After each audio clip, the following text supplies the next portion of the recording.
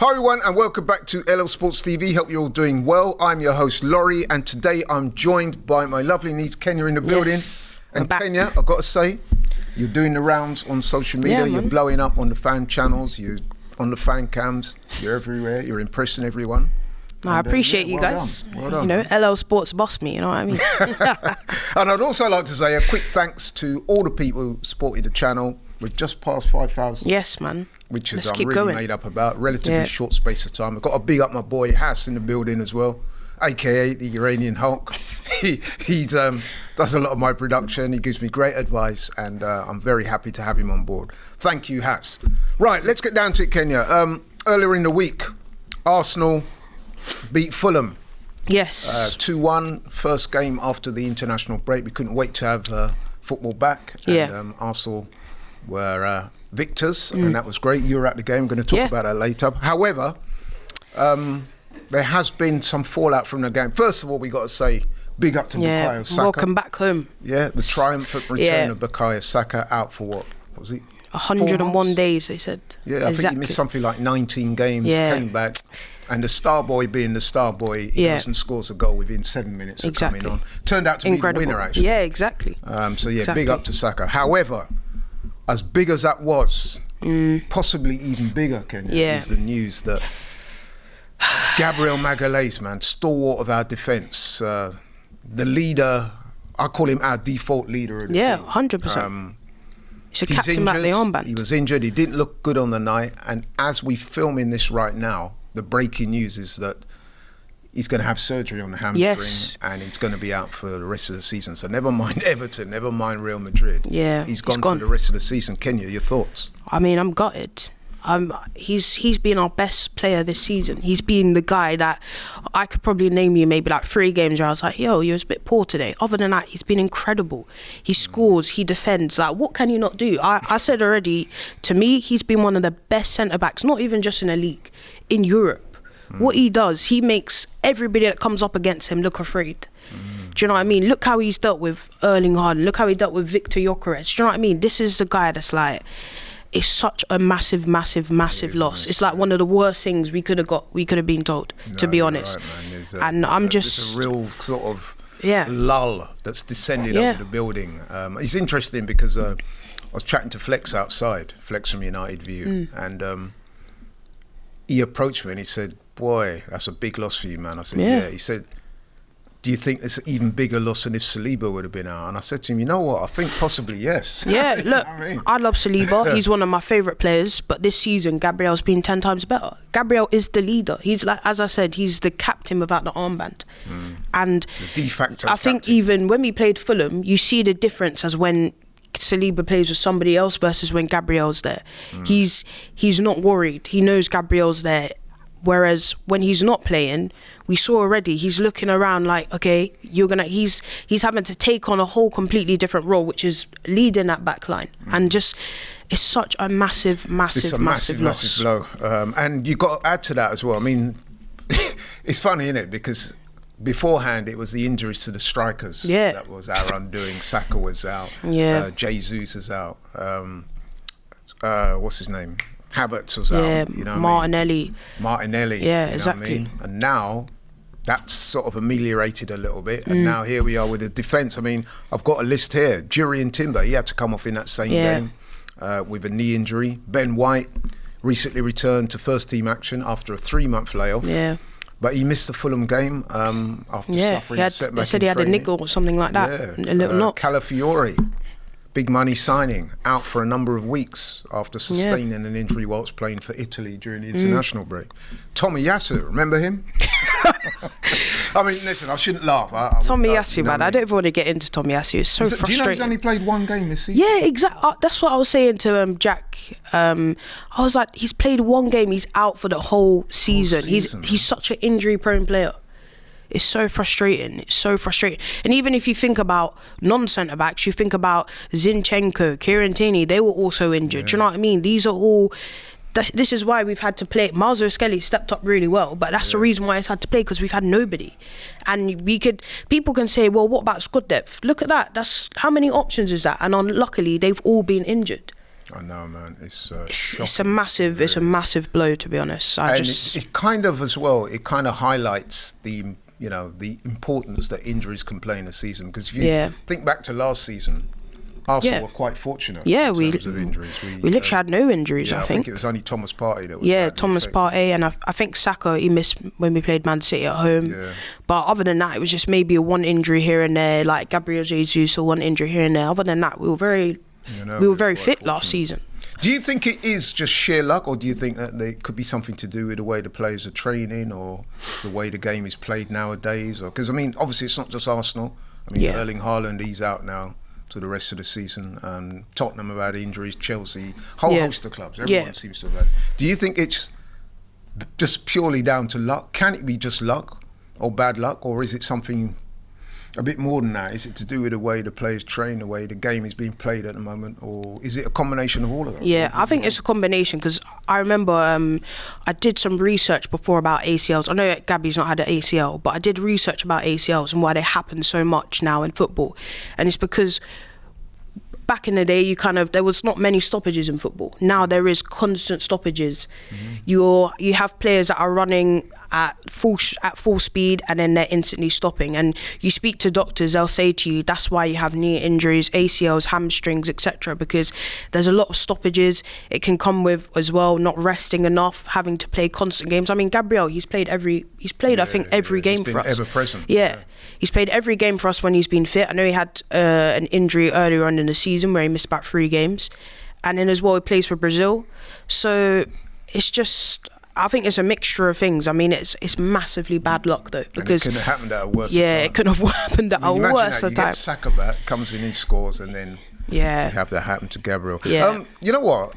A question for you, and this is something that crossed my mind earlier, and I've spoken to a few other people, but it'll be interesting to hear your take. Which potentially is the bigger loss? I mean, we've got Saka back now, but do you think losing Gabriel is as big or even worse a loss than Saka is? Because let's be honest, if Saka was out, then Nwaneri could reasonably come in, and we could expect him to do a good job. I guess what I'm saying is, can Kiwior, who we would be the one we think will come in because he's a left-sided centre-back, do you think he bridges that gap more, or do you think that the loss of Gabriel is worse than what the loss of Saka would have been? I don't know. I think it's quite equal, to be honest. I think it's hard to say, isn't it? I think in one hand, obviously Saka's our best player. We see how much we've missed him. I think we would be much closer to the title if Saka was here. But I also feel like if we had Saka and we had no Gabriel, I still think we'd be way off the title. Do you know what I mean? Like, to me, they're both of a similar importance, where our defence works because Gabriel works well. Yeah. Gabriel leads that defence. Gabriel is the main guy. He's the pinnacle of that defence. And without him, it's a massive, stark difference. So I think, to me, it's very equal. And I think, I look at Real Madrid up front are incredible, without a doubt. But this season as well, they've also suffered a lot in the back line. So I looked at that and I was like, right, our centre-backs have been incredible. Timber's been incredible. Marzo Skelly's really stepped up. We've got a chance if that back line's together. But, you know, I think it's of similar importance, to be honest. Because, I mean, if Ben White is able to come back for the Madrid game, then that might give the manager a good option there, because we know that Ben White has played centre-back previously. But as I said, Kiwior, I would imagine, would be the one that would assume that role. Simply because he's a left-sided centre-back by trade. And listen, Kiwior is a good player. Yeah, he's decent. He's a decent player. He's a Polish international. He's played for Milan. He's played, you know what I mean, football at the highest level for some time now. I know he's not a regular for Arsenal, but you know what I'm saying. Yeah. This is his chance now to come in and do his thing. Yeah, exactly. I mean, I said already, if Ben White's fit, I'd play Ben White personally. That would be I trust Ben. We all trust Ben White much more. It's interesting now, because I remember me. Yeah, we were arguing about it. But I feel like a little while ago, I feel like though. No, let me tell you. Go on then. Go on. I was saying to you ages ago that we were talking about Murillo from Notts Forest and Kiwior from Arsenal, and I was saying that Murillo to me looks a better player. Yeah. And Kenya was saying no, she was holding out for Kiwior. But now Murillo's miles better. Yeah. I think at the time as well, I was looking at, like, you're telling me about a guy, he's in a relegation form, but now you see Forest for third. It's just it's night and day. He stepped up massively. Whereas last season I was like, yo, this guy, man, I'm not too sure about that. But listen, Kiwior, like we said, he's an established player. He's a Polish international. He's played in Serie A. He's now played in the Premier League. He knows his way around. It is a bit of a step up. It's a level up. But listen, this is his chance to shine. If he comes in and does a good job, that will enhance his career. I mean, twofold. Yeah, I mean, see with Kiwior, he's a different type. He's not a Gabriel. He's not an aggressive centre-back. He's what I like to call a very ball-playing centre-back. Yeah. He wants to play the nice passes forward. So when we played Fulham, I don't know if you remember that incredible pass he played to Martinelli. Yes, I do remember. That's what he wants to do. He's actually like, I hate to say an attacking centre-back, because what is that? But that's really what he is. Mm-hmm. He wants to try and go forward, and he's like Kiwior in a sense. Yes. So... But that's the thing, he lacks the aggression. Like, I saw times against Fulham and I'm like, okay, you've brought Adama Traore out right. This is where Gabriel just push him off, do you know what I mean? He just didn't even do that. I'm just like, you need to stand the man up sometimes. And mind you, Adama Traore is not... Yeah, look, and I know Adama Traore is...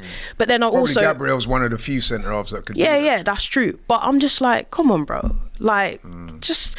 I feel like as well, to be a centre-back, you've got to have some level of ego and pride about you. And I just... Sometimes I look at it and I'm like, you're just too relaxed sometimes, Kiwior. I'll tell you what I've noticed about Kiwior as well, is that he does tend to have a mistake in him. And listen, all centre-backs have a mistake. Yeah, everyone Gabriel does. makes mistakes. Saliba makes mistakes. Yeah. However, there have been occasions when Kiwior's made mistakes. Yeah, dreadful that have mistakes. led directly to goals. Or if not goals, they're near misses. So he does... he does tend to have that in him. Sometimes his concentration wavers, and he makes that mistake. Now, against Madrid, man, your mistake count is... The margin for error is extremely slim. It's when you consider what you're up against, the likes of Mbappe, Vinicius Jr., and the list goes on. You cannot afford to be giving the ball away, giving away silly fouls on the edge of the box. You know what I mean? All that stuff. That error count has got to be down to pretty much zero. Exactly. I mean, look what they did to Real Sociedad. Yeah. Like, do you know what I mean? That goes to show what type of team they are. You make a simple mistake, they're down the other end, they've scored. Exactly. They knocked Real Sociedad, although Real Sociedad beat them in normal time. In extra time now, they go and do what Real Madrid do, they win. Exactly, and I'm just like, you can't give any of them players. Yeah. That's when it comes down to it, they know how to win games. They did it to Atletico. Do you know what I mean? They were terrible all game, just went to penalties and did what they do. Scored their penalties and went through. Like, it's just, you can't make any mistakes. So your error count has got to be your down error count everyone has to be on their A game, and that's why I was like, right, I know Gabriel already. Gabriel will be on his A game. He will be pumped up for this game because he'll be looking at it like, right, this is supposed to be the best guy in the world, say no more. I'm going to do my best. That's what he does. He rises to the occasion. And now that we're missing him, it's such a massive loss, man. Can you see a world where we beat Madrid without Gabriel? I don't know, man. I don't know, the conditions. It's still raw. I mean, I guess, it's still like, it's too emotional right now, almost. I mean, listen, if Kiwior, I would imagine that Kiwior is going to play against Everton. Let's hope that he comes through that injury free. And if he does that, you would imagine he'll get the starting berth against Madrid. Yeah. How do you think he matches up against the likes of Mbappe, Vinicius Jr. and all those guys? It's looking dark, man. I just remember I went to that Bayern home game where he played in that as well. I think he played left back. He got cooked by Leroy Sané, who at the time was dreadful. And I was Mind you, that was left back. This is his. But still, I'm just like, man. Like, that's what I worry about, and as well because he doesn't play often.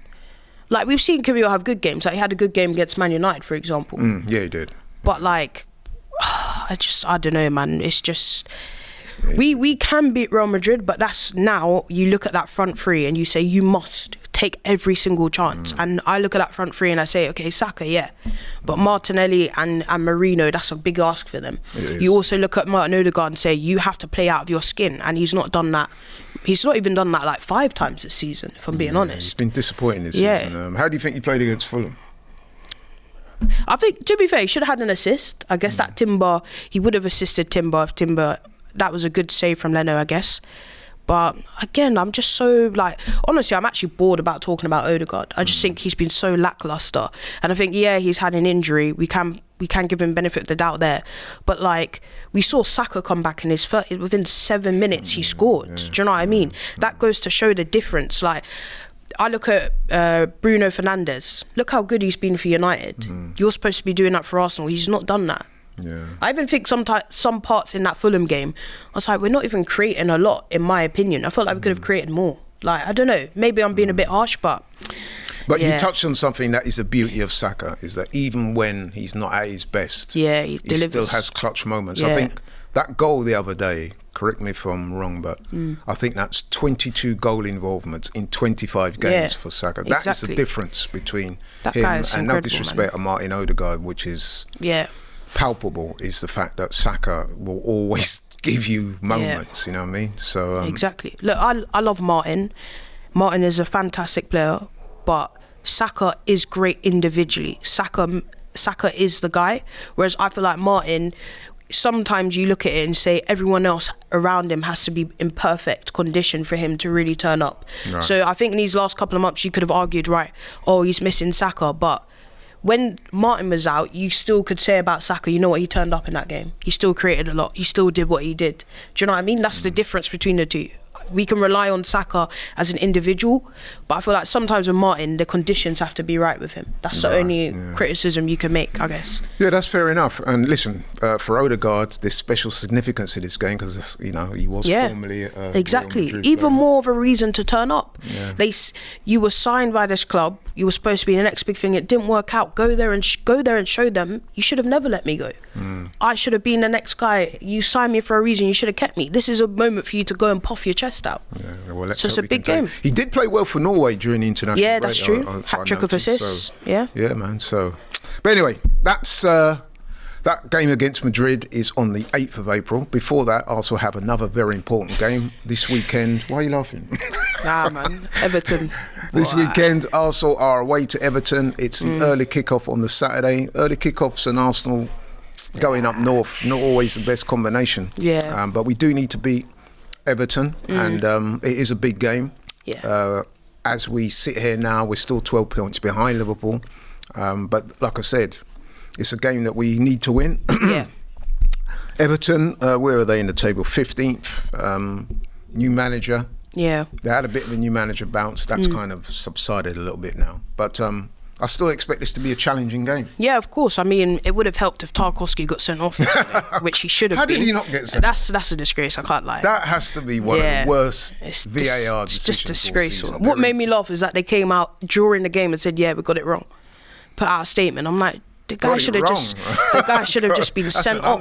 Yeah, the guy should have just been sent off. But as you say, it's going to be really tough. I mean, Beto, he scored yesterday or was ruled out. He hit the post.